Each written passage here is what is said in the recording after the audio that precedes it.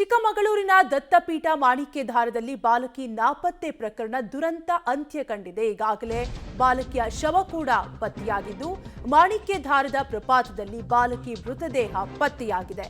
ಚಿಕ್ಕಮಗಳೂರು ಜಿಲ್ಲಾಸ್ಪತ್ರೆಯಲ್ಲಿ ಬಾಲಕಿ ಮರಣೋತ್ತರ ಪರೀಕ್ಷೆಯನ್ನು ಕೂಡ ನಡೆಸಲಾಗ್ತಾ ಇದ್ದು, ಕೇರಳ ವೈದ್ಯರಿಂದಲೇ ಬಾಲಕಿ ಮರಣೋತ್ತರ ಪರೀಕ್ಷೆಗೆ ಪಟ್ಟನ್ನ ಹಿಡಿಯಲಾಗಿತ್ತು.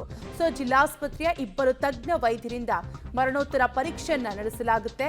ಇಬ್ಬರು ವೈದ್ಯರಿಂದ ಮರಣೋತ್ತರ ಪರೀಕ್ಷೆಗೆ ಪೊಲೀಸರು ಮನವಿಯನ್ನು ಕೂಡ ಮಾಡಿದ್ದು, ಇಬ್ಬರು ವೈದ್ಯರಿಂದ ಪೊಲೀಸರ ಮನವಿ ಹಿನ್ನೆಲೆ ಇಬ್ಬರು ತಜ್ಞ ವೈದ್ಯರಿಂದ ಶವ ಪರೀಕ್ಷೆಯನ್ನ ನಡೆಸಲಾಗುತ್ತೆ.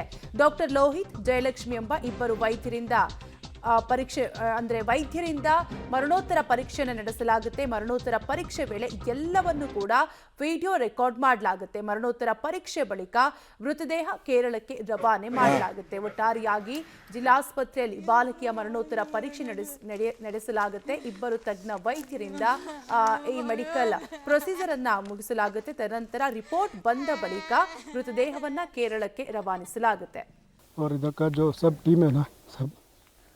अच्छा से मेहनत किया सब लोग।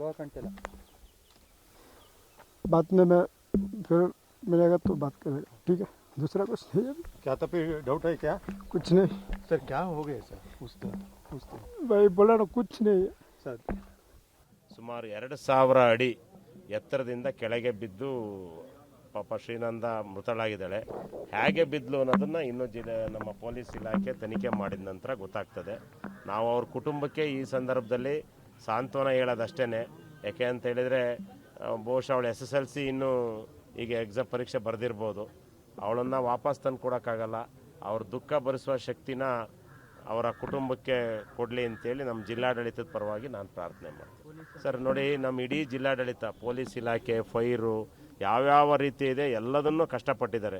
ಪೊಲೀಸ್ ಇಲಾಖೆ ಹಗಲು ರಾತ್ರಿ ಕಷ್ಟಪಟ್ಟು ಅದನ್ನು ಐಡೆಂಟಿಫೈ ಮಾಡಿದ್ದಾರೆ. ಹಾಗಾಗಿ ನಾನು ನಮ್ಮ ಜಿಲ್ಲಾಡಳಿತಕ್ಕೆ ಮತ್ತು ನಮ್ಮ ಜಿಲ್ಲಾ ಪೊಲೀಸಿಗೆ ನಾನು ಧನ್ಯವಾದವನ್ನು ಸಲ್ಲಿಸ್ತೇನೆ. ಇಲ್ಲದೇ ಇದ್ದರೆ ಈ 2000 ಅಡಿ ಆ ಪಾತಾಳದಲ್ಲಿ ಬಿದ್ದಿರೋಂಥದ್ದನ್ನ ಐಡೆಂಟಿಫೈ ಮಾಡೋದು ಅಷ್ಟು ಸುಲಭ ಅಲ್ಲ.